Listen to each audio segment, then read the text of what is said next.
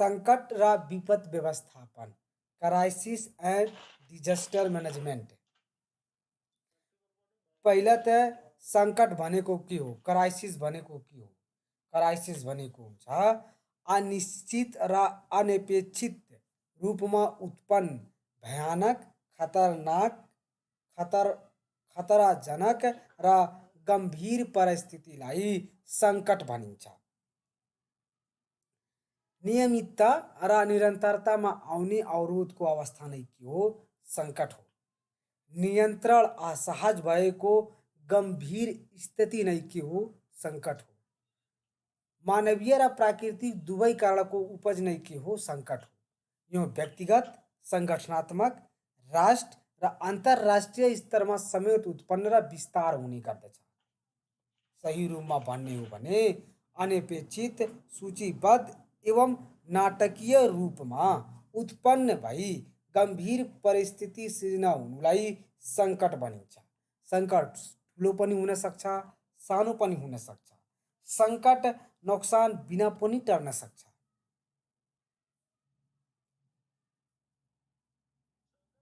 सङ्कट सङ्कट सङ्कट व्यवस्थापन। अब सङ्कट व्यवस्थापन भनेको के हुन्छ भन्दाखेरि क्राइसिस म्यानेजमेन्ट।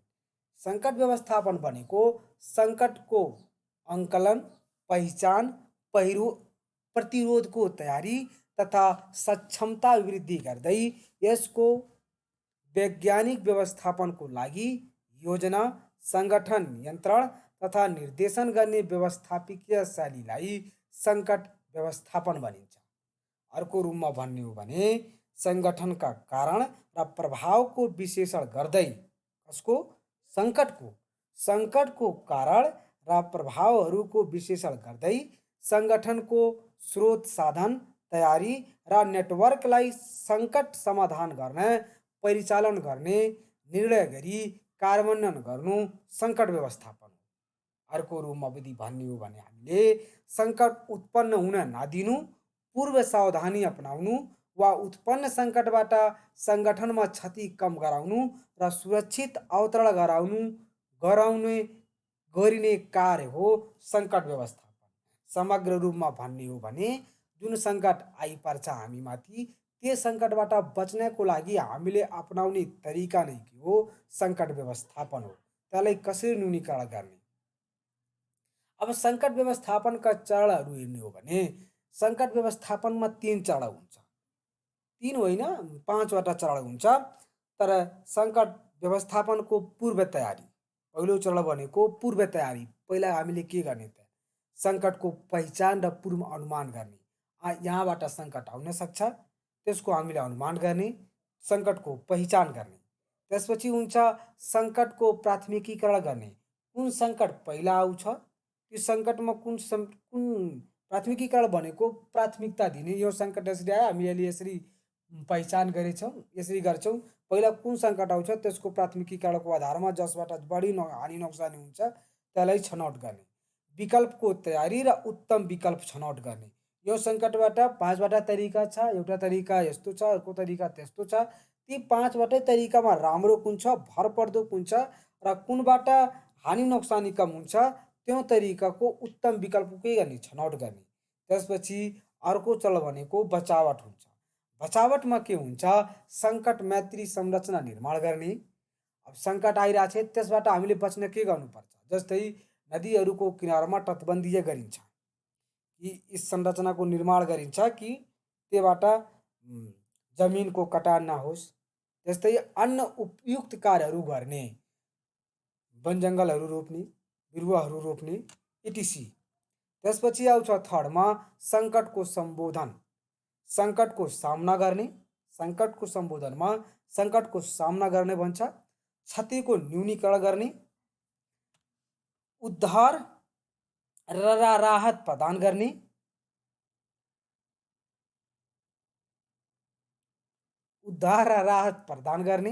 सामान्यीकरण गर्दै पूर्वत अवस्थामा ल्याउने।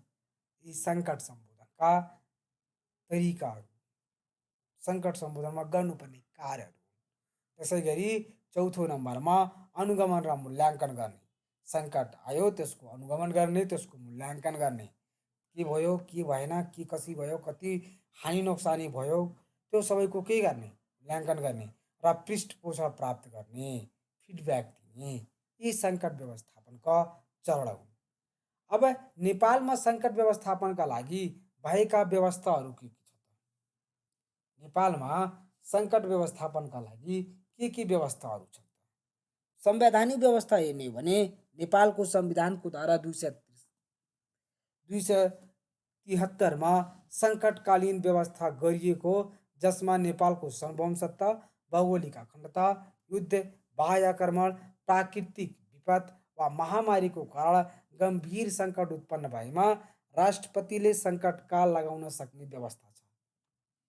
त्यसपछि कानुन तथा नीतिगत व्यवस्थाहरू हेर्ने हो भने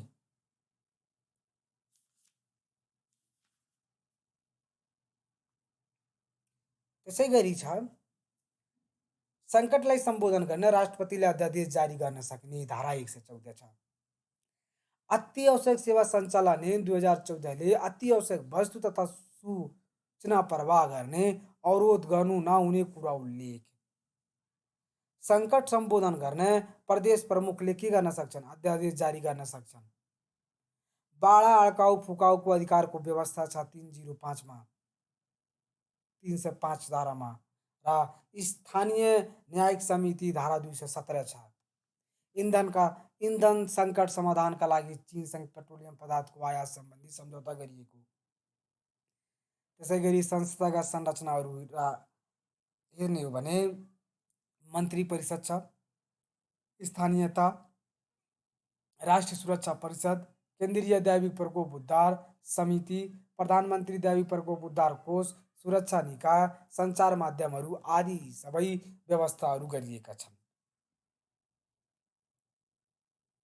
अब सङ्कट व्यवस्थापनलाई प्रभावकारी बनाउने उपायहरू के के हुन् त? हामी सङ्कट व्यवस्थापनलाई कसरी प्रभावकारी बनाउन सक्छौँ? सङ्कटको के गर्ने हो? उचित आङ्कलन गर्ने, सङ्कटको क्षतिको मूल्याङ्कन गर्ने, छिटो छिटो ढङ्गले कानुनी प्रक्रिया मिलाउने, सहभागितामूलक निर्णय प्रक्रिया अवलम्बन गर्ने, सामान्य समस्याको समयमा हल खोज्ने, पर्याप्त ज्ञान सिप क्षमता वृद्धि गर्ने, यी विभिन्न तरिकाले हामी सङ्कट व्यवस्थापनलाई प्रभावकारी बनाउन सक्छौँ।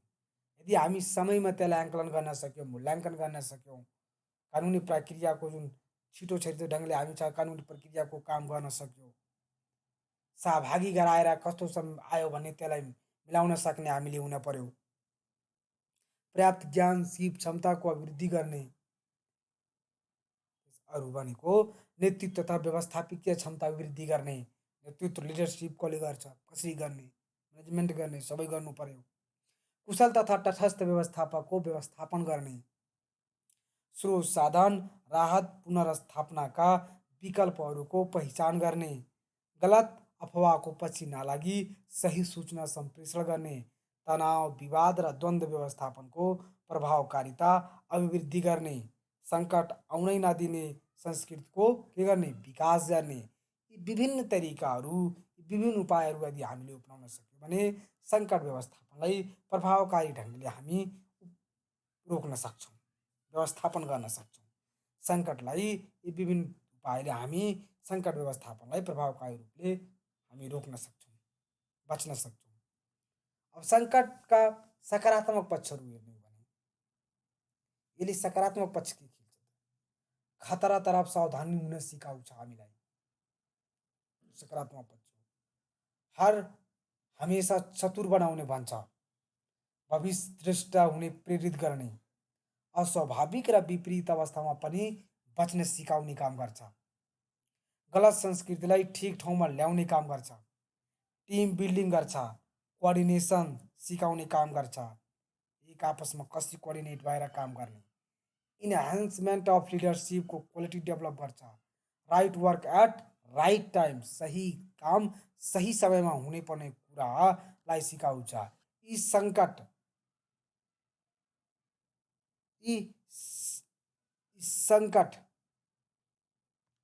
यी सङ्कटका सकारात्मक पक्षहरू हुन्। अब हामी हेर्छौँ विपद विपद भनेको के हो? अकस्मात आइपर्ने कष्टप्रद अवस्थालाई विपद भनिन्छ।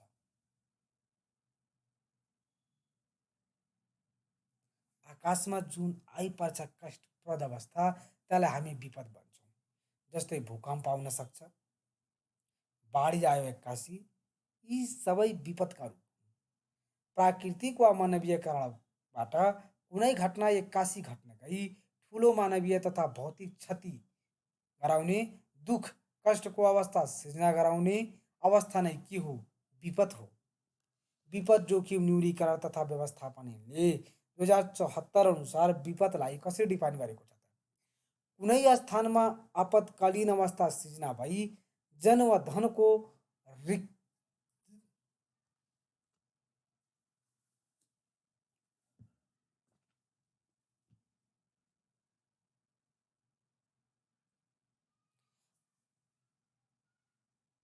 आपतकालीन अवस्था सिर्जना भई जन वा धनको क्षति क्षतिको साथै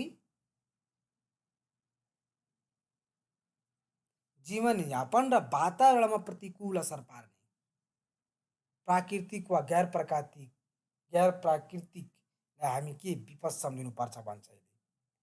संयुक्त राष्ट्र सङ्घीय विकास कार्यक्रमले यसलाई समाजको कारबाहीमा एउटा गम्भीर व्यवधान हो जसको सामना प्रभावित समुदायको आफ्नै स्रोतहरूबाट गर्ने क्षमताभन्दा बाहिर हुन्छ भनेको छ।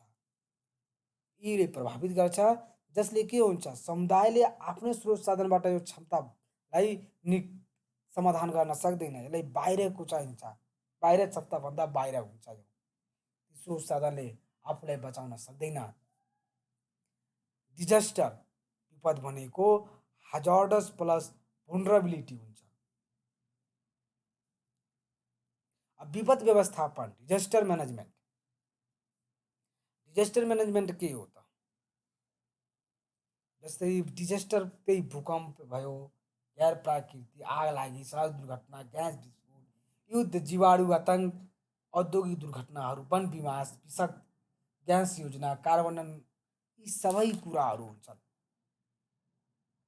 कटान भयो, बाढी पहिरो, ताल विस्फोट, चट्याङ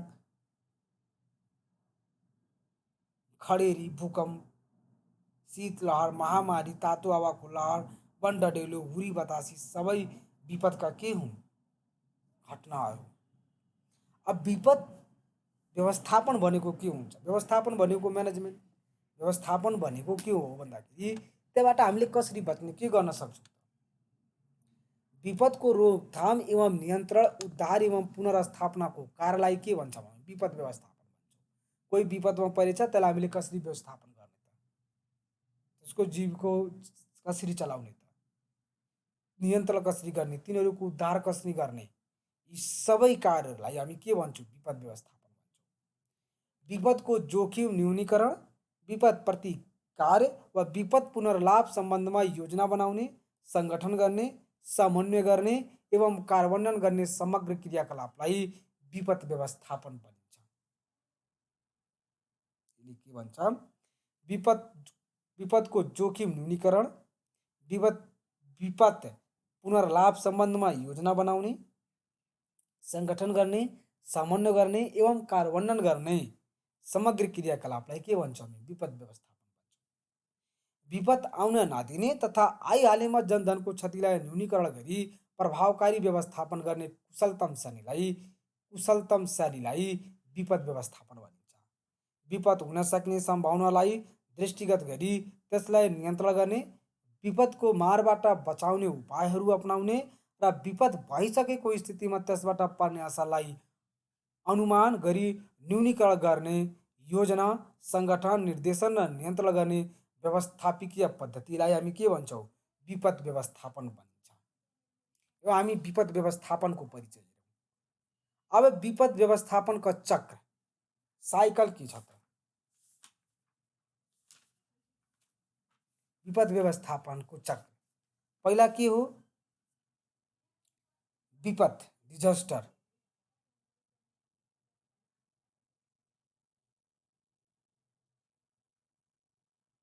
डिजास्टर डिजास्टर पहिला हुन्छ,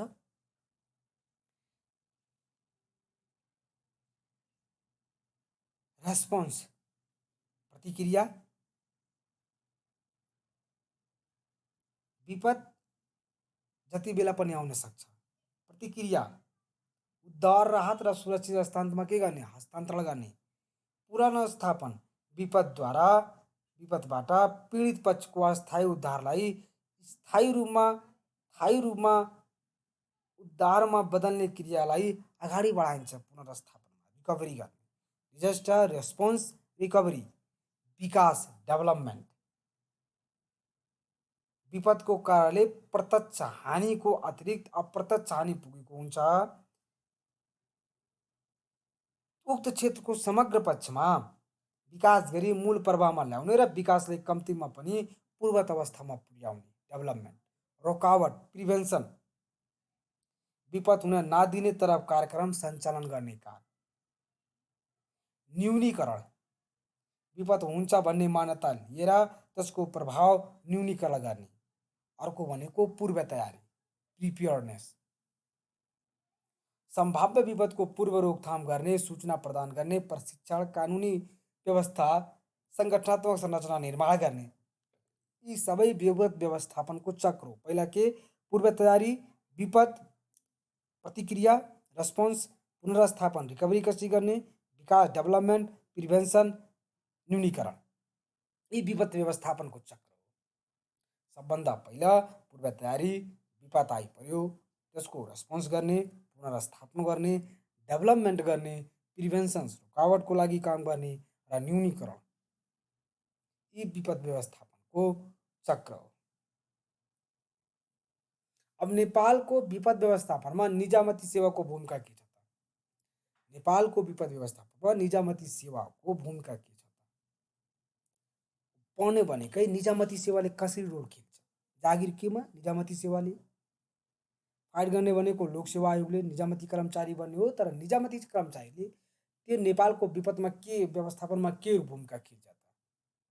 क्वेसन उठ्छ, नेपालको विपद व्यवस्थापनमा निजामती कर्मचारीको भूमिका के हुन्छ? व्याख्या गर्नुहोस् अथवा उल्लेख गर्नुहोस्। अब के भूमिका हुन्छ त? तथ्यमा आधारित कानुन तथा नीति निर्माणमा राजनीतिक नेतृत्वलाई सघाउने, पोलिसी एडभाइस गर्ने। विपदको बखत नियमित सेवा प्रभावलाई निरन्तरता दिने, जुन सेवा हुन्छन् त्यसलाई नियमित प्रभावको रूपमा निरन्तरता दिने। तात्कालीन र दीर्घकालीन विपद सूचना व्यवस्थापन गर्ने। पूर्व सूचना, तयारी, उद्धार, राहत एवं पुनः स्थापना जस्ता कार्यमा सक्रिय भूमिका निभाउने। विपदको व्यवस्थापनको संस्थागत संस्मरण राख्ने, केन्द्रदेखि स्थानीयतासम्म विपद सम्बन्धी सूचना प्रवाह तथा समन्वय कायम गर्ने। राष्ट्र तथा अन्तर्राष्ट्रिय तहमा प्रविधि तथा भौतिक सहायताको लागि डिजास्टर म्यानेजमेन्ट इन्फर्मेसन सेन्टर कायम गर्ने। विपद पश्चातको अवशेष व्यवस्थापन गर्ने र विपदग्रस्त जीवनलाई सामान्यीकरण गर्ने, अति आवश्यक सेवा सञ्चालन गर्ने। जस्तै के हुन्छ, प्राथमिक उपचार हुन्छन्, शिविर व्यवस्थापन हुन्छ, खानेपानी हुन्छ। यी सबै कामको के गर्नुपर्छ? सामान्यीकरण गर्नुपर्छ, सञ्चालन सेवाहरू सञ्चालन गर्नुपर्छ। यी रोलहरू निजामती सेवा, नेपालको विपद व्यवस्थापनमा निजामती सेवाको भूमिका यो किसिमको हुनुपर्छ, यसरी खेल्छ। अब विपद व्यवस्थापनका समस्याहरू भने विपद व्यवस्थापन सम्बन्धी नीतिहरूको प्रभावकारिता कमजोर हुनु। समस्या कहाँ छ त? विपद व्यवस्थापनमा जुन नीतिहरू छन् त्यो प्रभावकारितामा के छ? कमजोर हुनु छ। विपद व्यवस्थापनसँग सम्बन्धित निकायको क्षमता कमजोर हुनु, अन्तर्निकाय समन्वयको अभाव हुनु, विपद व्यवस्थापनको लागि आवश्यक स्रोत साधनको अभाव हुनु, सबै प्रकारका विपदहरूको पहिचान, अध्ययन, अनुसन्धान पक्ष के छ? कमजोर छ। खोज तथा उद्धारको लागि दक्ष प्रविधि, जनशक्ति साथै उपकरणहरूको अभाव हुनु छँदैछ। अहिले केही दिन अघि नै के भएको थियो? बस खस्यो, बस अहिलेसम्म भेटिन। मान्छेको अत्तो पत्तो छैन। जसरी तसरी बस भेटियो, खबर सुन्यो, तर त्यो पाएनौँ। के छ? उद्धारको कमी छ, प्रविधि, जनशक्ति र उपकरणहरूको के छ? अभाव छ। विपदलाई विकासको प्रक्रियासँग जोडी योजना तर्जुमा र कार्यान्वयन नहुनु, विपद व्यवस्थापन सूचना प्रणालीलाई पूर्ण रूपमा कार्यान्वयनमा ल्याउन नसक्नु, एकीकृत तथा सुरक्षित बसोबास नीतिको कार्यान्वयन हुन नसक्नु, राष्ट्रिय तथा अन्तर्राष्ट्रिय सङ्घ संस्था तथा दातृ निकायसँगको समन्वय र सहकार्यको अभाव हुनु, यी सबै विपद व्यवस्थापनका समस्याहरू। अब यसैलाई उल्टाइदिने हो भने प्रभावकारितालाई प्रभावकारी बनाउने, क्षमता अभिवृद्धि गर्ने, यही सबै विपद व्यवस्थापन समस्या समाधानका उपायहरू हुन्छन्। अब नेपालमा विपद व्यवस्थापनका चुनौतीहरू के छन्? चुनौती हेर्ने हो भने विकास आयोजना व्यवस्थापनका हरेक चरणमा विपद जोखिम मूल्याङ्कनलाई समाविष्ट गराउनु के हो चुनौती छ। जोखिममा आधारित योजना तथा निर्णय प्रक्रिया अवलम्बन गर्नु, विपद न्यूनीकरणका लागि पर्याप्त लगानी तथा प्रविधि जुटाउनु चुनौतीपूर्ण कार्य रहेको छ। एकीकृत बसोबास, विपद उत्थानशील बसोबासको व्यवस्था मिलाउनु, तिनै तहमा विपद व्यवस्थापन कोषको सञ्चालन एवं व्यवस्थापन गर्नु, एकीकृत विपद व्यवस्थापन सूचना प्रणालीको विकास र सञ्चालन गर्नु, तिनै तहको अधिकार क्षेत्र जिम्मेवारीमा अन्तकीकरण र कार्यान्वयन क्षमतामा वृद्धि गर्दै उत्थानशील समाज निर्माण गर्नु, यी सबै नेपालमा विपद व्यवस्थापनका चुनौतीपूर्ण कामहरू रहेका छन्। चुनौतीहरू विपद जोखिम न्यूनीकरण तथा व्यवस्थापन 2074 छ।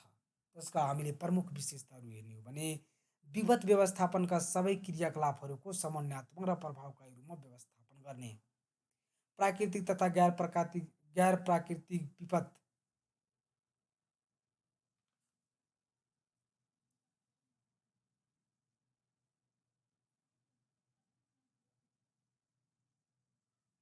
न्यूनीकरण तथा जनधन तथा भौतिक सांस्कृतिक सम्पदाको संरक्षण गर्ने, विपद जोखिम न्यूनीकरण तथा व्यवस्थापन राष्ट्रिय परिषद गठन, राष्ट्रिय विपद जोखिम न्यूनीकरण तथा व्यवस्थापन प्राधिकरणको गठन, प्रदेश विपद व्यवस्थापन परिषद र कार्य समितिको व्यवस्था, जिल्ला तथा स्थानीय विपद व्यवस्थापन समितिको व्यवस्था, तिनै तहमा विपद व्यवस्थापन कोषको व्यवस्था, विपदका घटना घटाउने संलग्न भएमा रु 5 लाख वा 2 वर्ष कैद वा दुवै हुन सक्ने, नेपाल सरकारले विपद सङ्कटग्रस्त क्षेत्र घोषणा गर्न सक्ने, विपद सम्बन्धी आधुनिक प्रविधिमा पहुँच विस्तार हुने, यी सबै विपद जोखिम न्यूनीकरण तथा व्यवस्थापन 2074 का प्रमुख विशेषताहरू। त्यसै गरी सङ्कट र विपदमा के फरक छ त?